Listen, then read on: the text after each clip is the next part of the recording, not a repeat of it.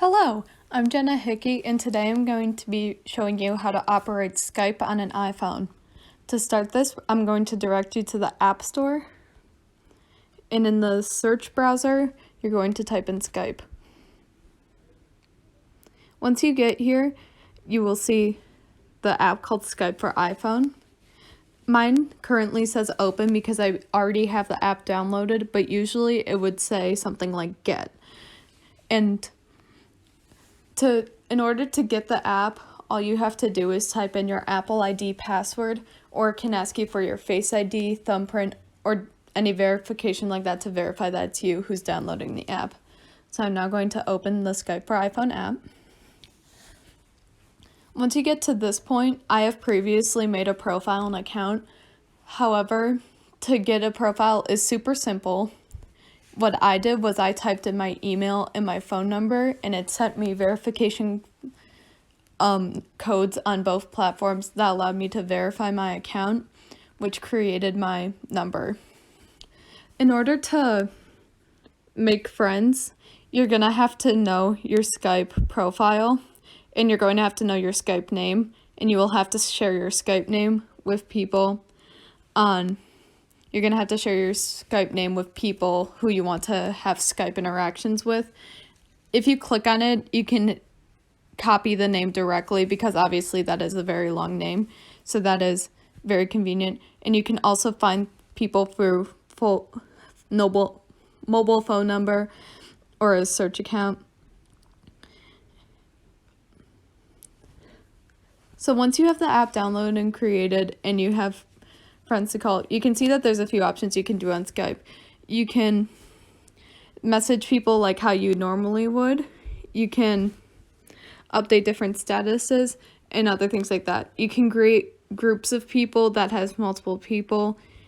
You can add people through your contacts. You can see your incoming and calls that you've made or other people that you can have chats with over Skype. But I usually do everything out of the chats category. So I'm going to hit the pencil with the paper up here to create something. So that in order to create an instant meeting, you're going to want to hit Meet Now. If you just want to have a call with people without any video, you can hit New Call. You can also create a group chat of people that you would want to have a call with. So I'm going to hit on Julie. And you can see at the top right-hand corner of the screen, you will see a camera button and a phone button. The camera will allow you to call this person and have camera access so you can see them when you're talking to them, and phone would just be audio. So I'm now going to I'm going to call Julie by hitting the camera button. Once you join the call, this is what it will look like. The person you are calling may have their camera off like Julie does right now, and it just displays their profile picture, or they will turn their camera on like now where you can see Julie. Now I'm going to direct you to the options at the bottom of the screen. These options are pulled up by tapping the screen. It will show you a microphone, a camera, or an end call button, and I will walk you through how each of those work. Firstly, to turn off your camera, all you have to do is tap on the button once. The button will turn black and have a line through it, and this will only show the other participant your profile picture, like we saw Julie's profile picture earlier. If you do not want the other participant to hear what you are saying, all you have to do is tap the mute button one time, which is a picture of a microphone at the bottom of the screen. To know that your microphone is off, it will have a line through it, and this will allow the other person not to be able to hear what you are saying. To gain access to more video options, you can hit the screen once, and then in the bottom right corner, 3 dots will appear. One of the most useful features that I think is in Skype is the ability to transcribe videos. So if you are hard of hearing, there is a way to transcribe videos. You do this by turning on subtitles, and then a message will appear that will say to turn subtitles on while it's loading that. And then after it finishes loading, it will transcribe everything that the other participant in the call says. There are other useful features. You can enable background blur, which will blur the background of your videos. You can also share your screen or add more participants to the call on the screen.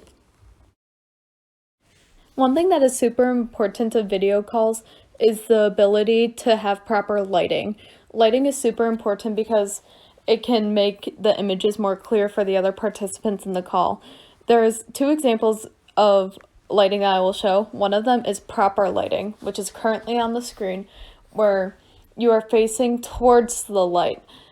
So the most best light to use is to use natural lighting that comes from a window. However, if that's not available because you don't have a window or it's night, you just want to be facing towards a light source. This can often lead to overexposure though, where your face looks super whited out or washed out. In order to correct this, there's two ways. You can either tap on the screen and it can usually bring down the exposure, or if it's a problem outside of the phone, you're going to want to close your blinds a bit if you're using a window, or if there's a way to turn down your light, that is also effective.